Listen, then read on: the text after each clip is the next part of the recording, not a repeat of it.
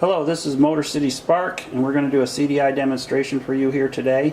We're using the same CDI as used by Mac Daddy Racing that's setting new PSDA records. We're going to talk about our test setup, discuss the components, the parts supplied and required when you purchase one of these CDIs. We're going to do a Spark demonstration for you, and we're going to run this CDI up to 15,000 RPM. I think you'll like it. We'll talk a little bit about comparing this CDI to other CDIs, the availability, and summary. Here we're going to show you our test setup. And this is our test setup. You can see that we have a LiPo 4S battery right here in the front. We have our 500 volt CDI over to the side here. We have an ignition switch, which is just basically a rocker panel. It has spade connectors. It's easy to hook up here. We have a blue stock Banshee ignition coil that we got off of eBay, and we're using the standard BR9 ES NGK spark plugs. And as you can see, we've got some really long wires. We haven't shortened anything here. The other components that you'll need when you run the CDI is you'll need a Banshee flywheel, and you'll need a Banshee pulsar that has white, red, white, green wires on it. Now you don't need the stator, but if you do want to use the low voltage stator, which are these copper wires here to go through your regulator to run batteries or brake lights and stuff, you just need to cut into the white, red, white, green and splice them into white, red, white, green. We've tried to make that really simple for you, that you just connect the same color wires. Alright, let's first talk about ignition switch.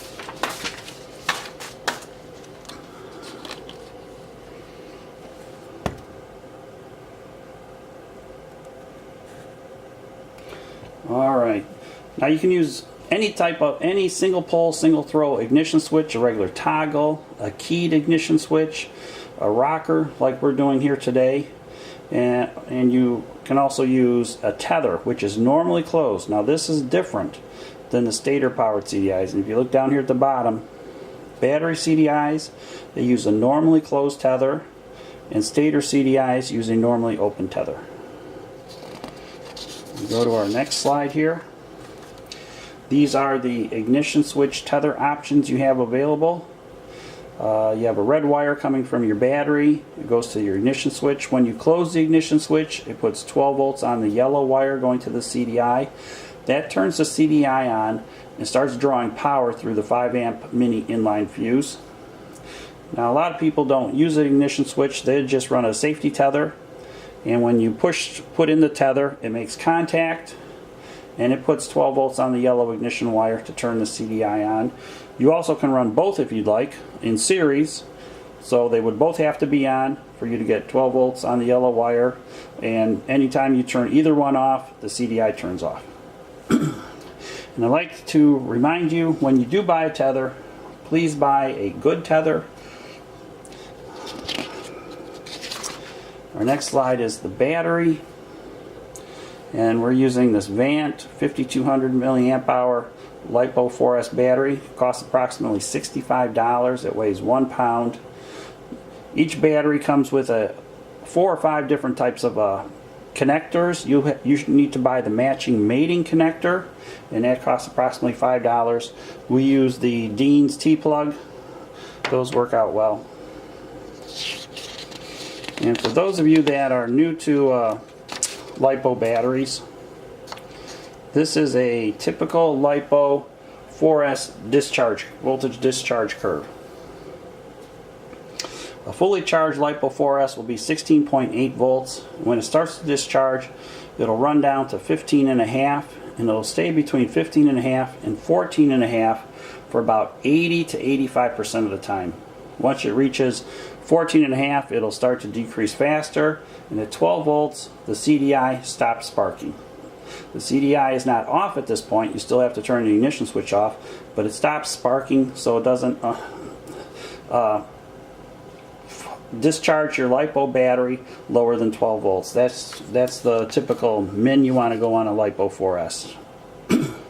Now the other thing you should note is that this CDI will spark at 500 volts, 125 millijoules.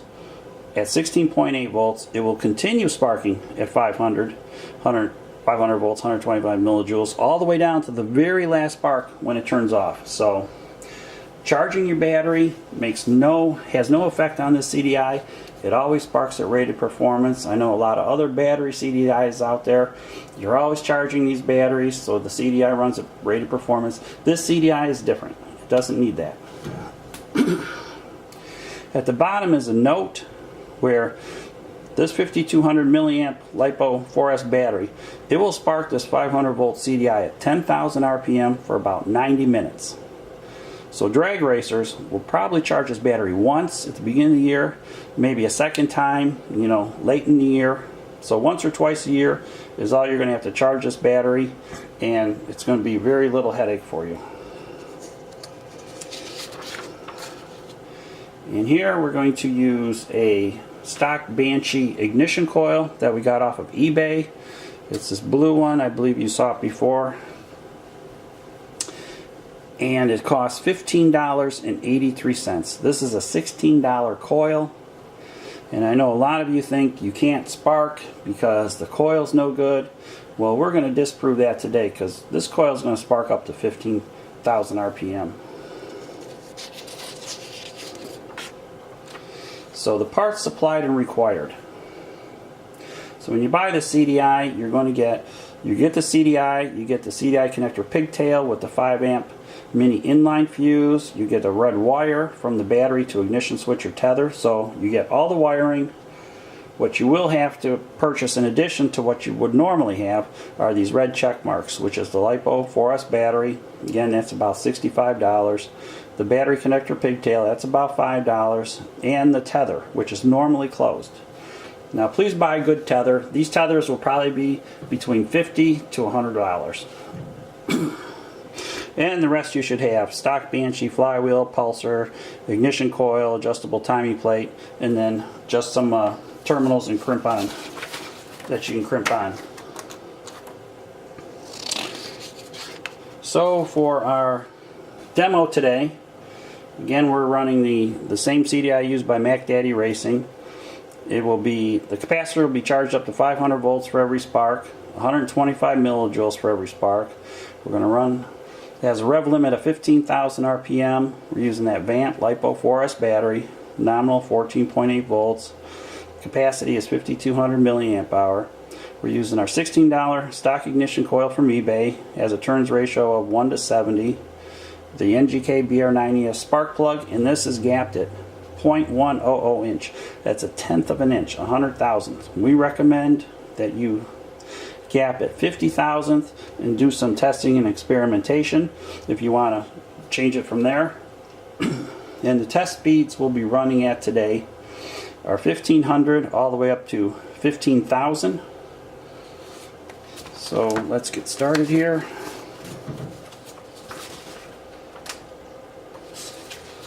Okay, I'm gonna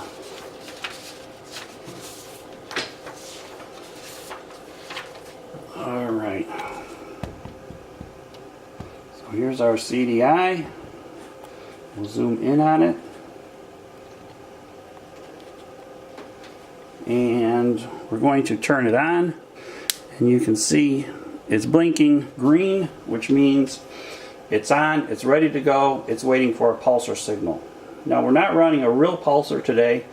We have a special pulsar generator that generates a single sinusoid for every time it goes over the tooth. So we'll be simulating the pulsar signal, but it acts no different than what's on your machine. And if we turn it off, there's another LED, you'll see it blink red. And that will start blinking if your battery's low. It will go full red if your battery's really low. And the combination of these two lights, when they turn on and turn off, you can diagnose any component in your ignition system, such as bad pulsar, bad ignition coil, the battery voltage is out of range, or the CDI is bad. So hopefully that will help you when you have a no spark issue. You know exactly where to go. So So now we're going to hit the CDI with the pulsar, and it goes full green. You can also hear it sparking. We'll zoom out. I think you can see that right off to the side. Turn the pulsar off. It's off.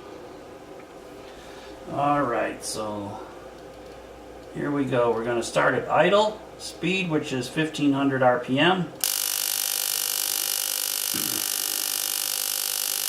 And we're going to zoom in on that. Let's zoom in on the back one there.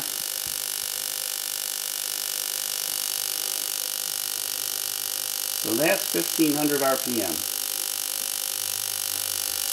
And now we're going to increase that up to 5,000.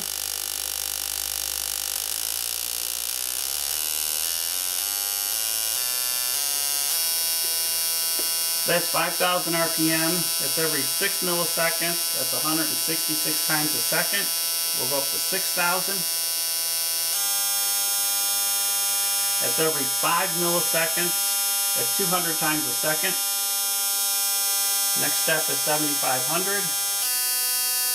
That's every 4 milliseconds. That's 250 times a second. We're going to go up to 10,000 RPM. That's every 3 milliseconds. That's 333 times a second it's sparking at. And now we're going to go up to 15,000. That's sparking every 2 milliseconds. That's 500 times a second it's sparking at. We come back down to 10,000. We'll turn our pulsar off. Turn it on. So you can see it works really well.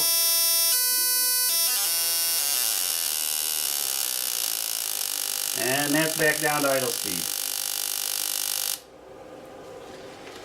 Alright.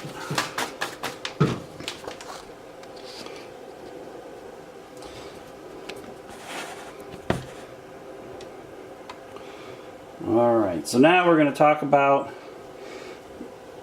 a little comparison here. As you see with Motor City Spark CDIs, you know the voltage the capacitor is being charged up to for every spark. You know the spark energy for every spark, the rev limit of the CDI, and the competitors, they don't know what the voltage they're sparking at. They don't know the spark energy. They don't know the rev limit. All they tell you is increase spark energy, increase rev limit. That's just advertising hype. Nobody knows what this means. I'm an electrical guy. I don't know what that means. So if you want to buy something that you really don't know what it does, you know, that's your choice. So here's a little summary. Now this CDI has the newest high power semiconductors in it, and that's both good and bad. These high power semiconductors, the performance is just plain outstanding. However, on the downside, these semiconductors are hard to get. Some of the lead times are 5 and 6 months, so when you place an order, you don't get components for 5 or 6 months. Because these semiconductors are being designed into 3-phase inverters, DC-DC power supplies, brushless DC motors. Everybody wants these high power semiconductors. The other thing is every spark is the same, so you don't have to go out and charge your battery voltage like some of the older CDIs where you got your 18-volt power tool batteries. They're constantly in the charger right before, you know, every run down the track to make sure you got maximum sparking power. You don't have to do that. These are very easy to use and install. The people that have installed them, you know, I know they're mostly mechanical guys. They're a little skeptical, but once they did it, it's like a no-brainer. It's very smart. You get diagnostics with it. Helps you diagnose what component's bad if you got a no spark. And stator CDIs, they just can't compare. There's no comparison. This CDI does not compare to anything out there. This CDI is in a class all its own. Stator CDIs, they don't have a rev limit. Basically, there's not enough energy to spark above a certain RPM, so that's what they call their rev limit. And the battery-powered CDIs that are out there, that's based on old technology. The way they charge the cap, the way they pump the current into the coil, it's different. This is completely new technology. There's nothing like it out there. And again, availability. This was a low-volume production run, so we have some on the shelf. But Then again, you know, ordering new parts, there's long lead times. So if you really want one, you know, don't hesitate, because you may wind up waiting more. And again, when you do have to purchase a new CDI or a new stator, you know, please consider Motor City Spark switching over. And as far as stators go, stator, you know, it's connected to your engine. Your engine's a heat source. When you run high RPM, you generate a lot of current in the coils, and eventually the enamel on the coils, you know, melts, you short, you need a new stator. With this CDI, you don't have to worry about that issue. So again, when you do have to purchase new CDI or stator, please consider Motor City Spark for your next purchase. Thank you.